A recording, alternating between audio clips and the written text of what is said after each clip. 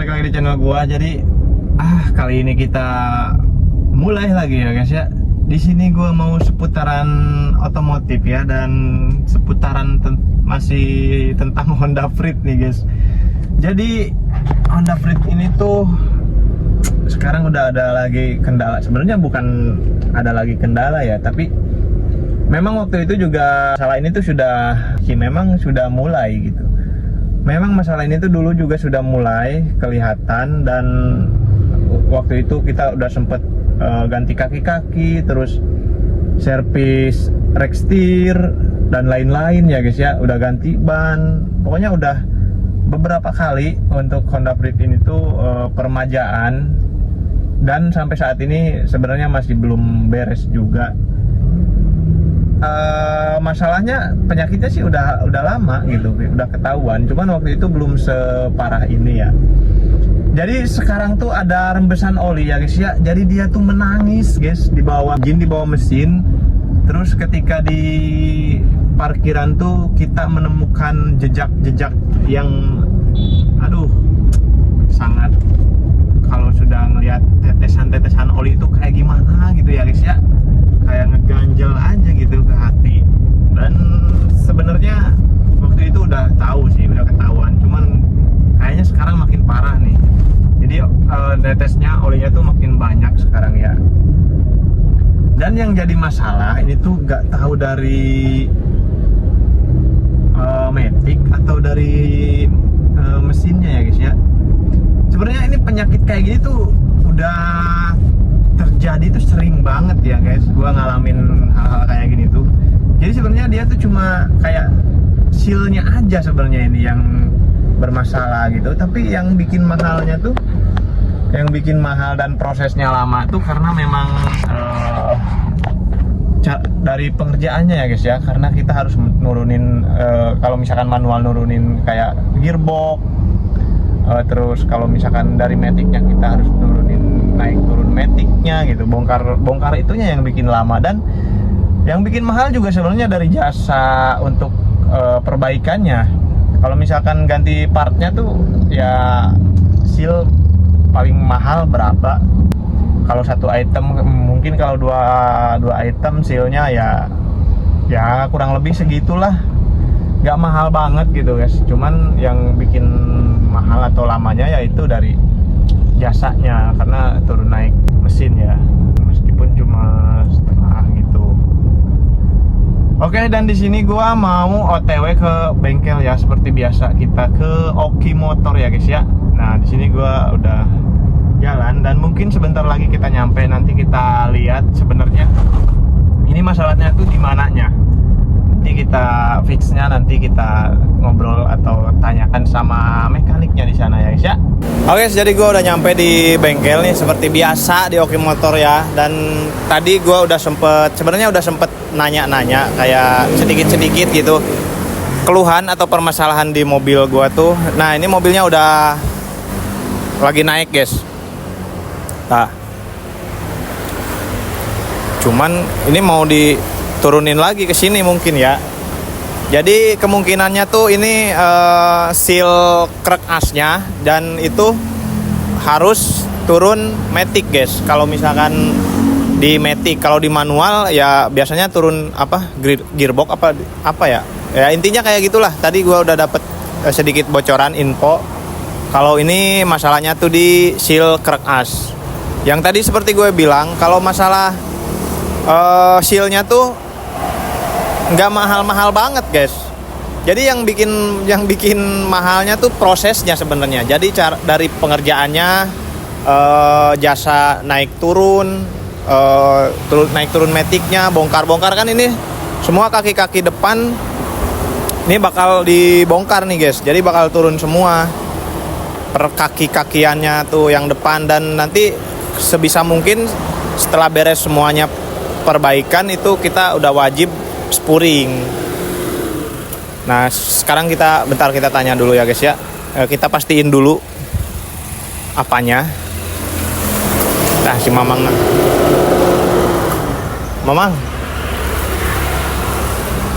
turunlah. Kita sambil cek ya guys ya.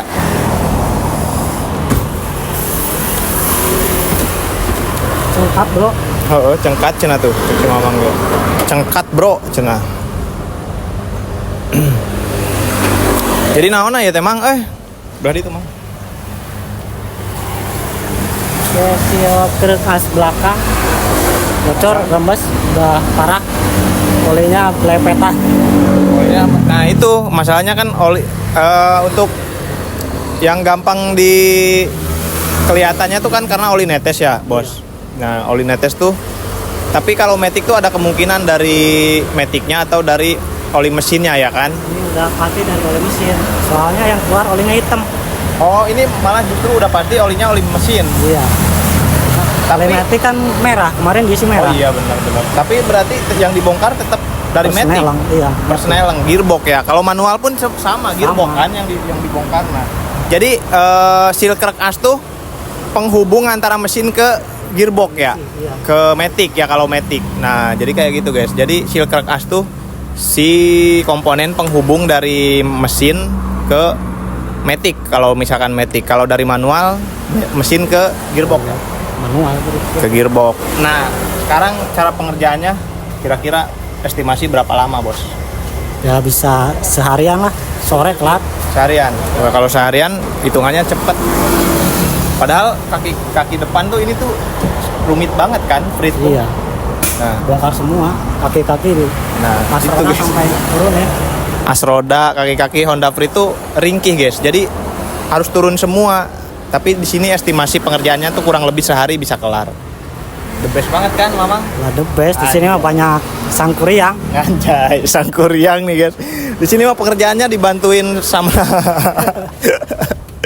Oke, jadi intinya kendala di mobil ini tuh seal crack as. Jadi hari ini dikerjakan sama Bapak satu ini. Bapak apa namanya sih? Saya manggilnya Bapak Kevin. Bapak Kevin guys. Ya udah Mang, gitu aja lah. Sok, mudah-mudahan. Untuk estimasi harga nanti gue spillnya di video akhir ya. Di ending ya. Murah. Murah cenah guys. Kalian pasti penasaran kan murahnya tuh berapa?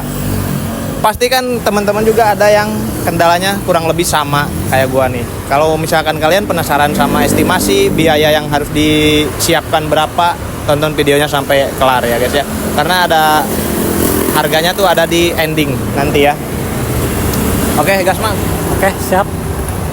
Dan di sini enaknya kalau misalkan kita request, Mang, karena mobil ini tuh baru banget gua ganti oli kan, kemarin belum lama ya. Belum lama, masih inget gak? Sebulan juga belum. Nah, sebulan juga belum. Tadi tuh gue minta, ya udah Mang, olinya kalau bisa ditampung nanti dimasukin lagi, tapi tetap harus ditambah ya guys ya, karena nanti bakal tetap berkurang. Namanya juga oli matic ya. Oli matic kan?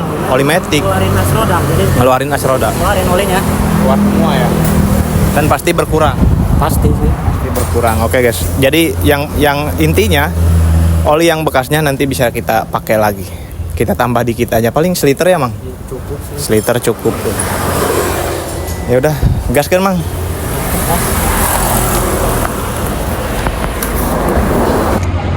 Oh ya, jadi kita udah baru nyampe lagi di bengkelnya Okomotor nih. Jadi ini hari kedua karena memang kemarin gua kagak sempet ya. Kita tinggal dulu dan katanya ini udah beres sih. Barusan udah spuring. Terus udah dites juga, dihidupin nggak seharian juga sih, mungkin beberapa lama lah ya. Dan katanya sekarang udah beres. Nah, jadi sekarang sudah bersih, sudah beres, tidak ada lagi oli-oli yang menetes ya guys ya. Tuh ada yang netes tapi air habis dibersihin. Nah, sebenarnya kan oli menetes tuh aduh bikin gak mood gitu guys untuk berkendara atau bermobil-mobil ya. Jadi udah selalu kepikiran gitu guys kalau udah ngelihat netes-netes oli gitu ya kan. Pasti yang merasakannya bukan gua doang.